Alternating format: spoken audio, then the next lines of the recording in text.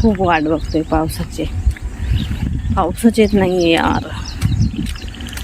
अरे यार, कधी येणार हा पाऊस? आज तर घरातून बाहेर पडलेली मस्त मूडमध्ये, आज भिजणार आहे पावसामध्ये. पाऊस गायब झाला. मी निघाली घरातून तेव्हा कुठे एक टिपूस पडत होता, ते पण आता गायब झालंय.